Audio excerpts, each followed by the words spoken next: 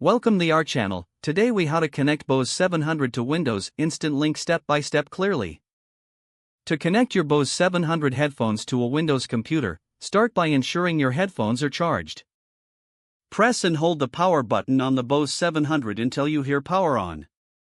Next, make sure Bluetooth is enabled on your Windows computer. Click on the Start menu and select Settings. In the Settings window, click on Devices. Select Bluetooth and other devices from the left sidebar.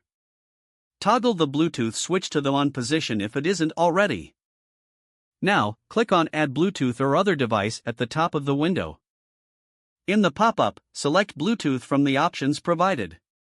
On your Bose 700, press and hold the Bluetooth button until you hear Ready to Pair.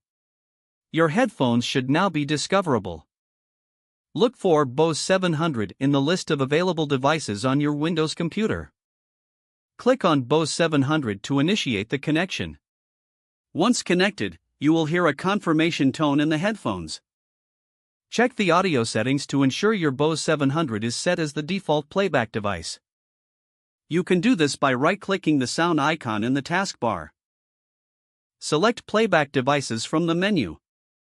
Make sure Bose 700 is set as the default audio device. You're all set to enjoy your audio experience with the Bose 700 on your Windows computer. If the page does not load, refresh the browser or try again in a private or incognito window.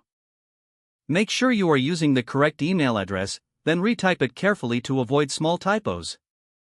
If your password is not accepted, use the reset option and create a new strong password you can remember. Check your spam folder for verification or security emails, then complete any requested confirmation steps. Enable two-factor authentication if available to improve account security and reduce unauthorized access risk. After signing in, review your profile details so your contact information and settings are accurate and current. If you see an error message, note it down and try again after restarting your device and internet connection. Log out when you finish, especially on shared devices, to keep your account and payment information secure. If the page does not load, refresh the browser or try again in a private or incognito window. Make sure you are using the correct email address, then retype it carefully to avoid small typos. If your password is not accepted, use the reset option and create a new strong password you can remember.